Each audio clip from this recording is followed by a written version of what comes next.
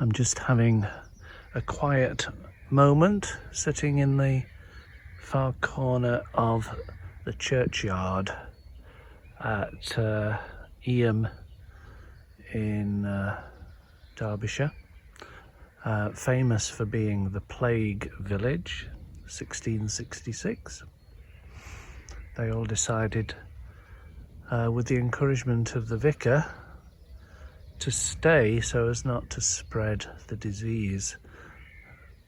Not the best message I've heard from a vicar, but it's very great. I suppose it echoes the verse, "Greater love hath no man, that he lay down his life for his friends." Fair enough. I'm just musing on, it's a very English thing to have headstones, very simple headstones like these with simple inscriptions. You don't see that very often on a tombstone or anywhere else in the living. Only in the dead here. Laurence Langley Gush. Priest, scientist and theologian.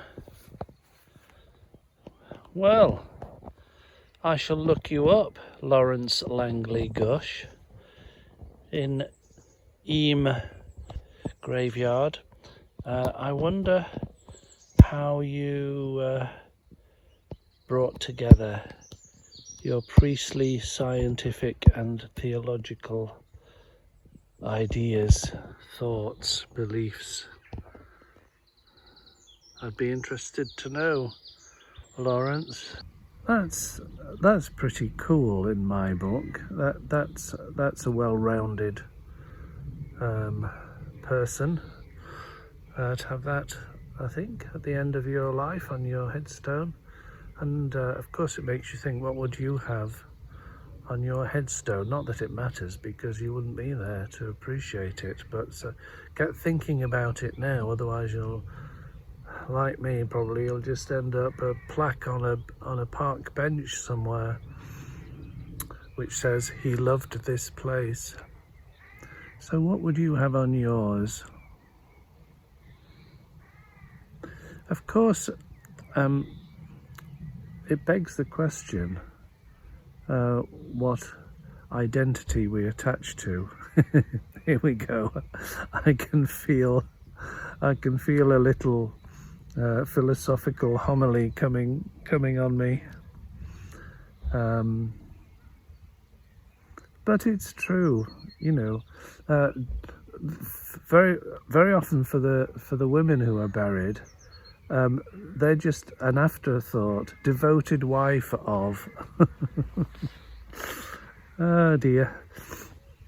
But more seriously, are we known for what roles we played, whether it be devoted wife or priest or scientist or theologian?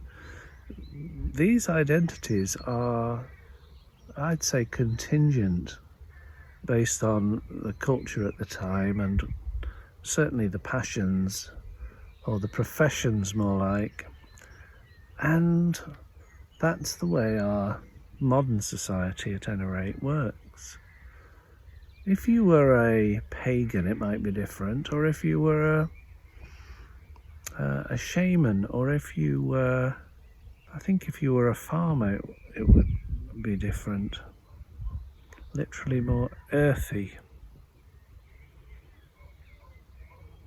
If you've spent most of your adult life in a call centre, say, you're not going to have on your tombstone, Phil was a devoted customer service representative.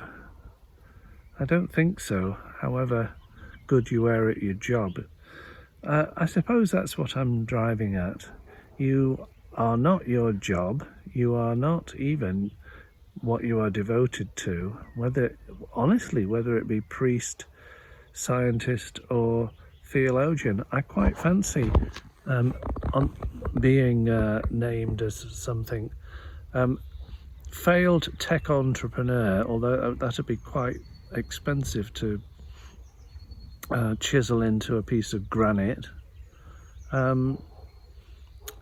YouTube creator, doesn't really echo very well, does it? Or more recently, writer. I must say, if I went out on some sort of horse-drawn hearse thing, and it had a sort of a banner, Phil Shankland, writer, deceased. I think that would do. Oh dear. We do love our identities, don't we? Perfectly understandable, and to an extent nothing wrong with that. But you know what I'm going to say next, don't you? We are not our identities. That's a sort of human game that we play, perfectly understandable and worthy. But that's not who we really are, is it? We are that which gives breath to, inspiration to, all of those things. We are the quiet background hum of spirit, of consciousness, of awareness. Sat Chit Ananda. Being, consciousness, bliss. Far-fetched? I'm reminded of Meister Eckhart saying, which it might be very apposite in a quiet churchyard, full of the dead, the has-beens, which you and I will be one day. A good friend of mine, good friend of my wife and I, has died unexpectedly this week. I shall be sending a message to her husband in the next day or so. Meister Eckhart says, "There is nothing so close to God as silence." So maybe if you are that way inclined, the only sensible thing to have inscribed on your tombstone, your gravestone, would be, well, in my case, he loved silence. And Liverpool have just won the Premier League Championship, but I wouldn't put that on my gravestone. Some fans will. I'm not a proper fan though, not really. Bill Shankly, my namesake, who was the most revered manager of Liverpool Football Club, was asked if football in his life was a matter of life and death, and he said promptly, "No, it's much more important than that."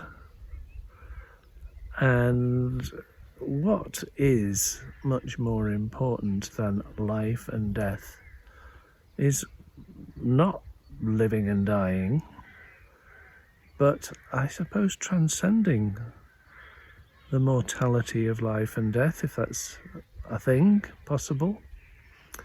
Woody Allen, the filmmaker, actor and director, he was asked if he wanted to be immortalized for his films, and he replied, "No, I want to be immortalized for not dying." Well, we don't have a choice, do we? You'd better snuggle up to a few stiffs. I said to a friend over lunch today, actually, that all the mystical faiths, certainly,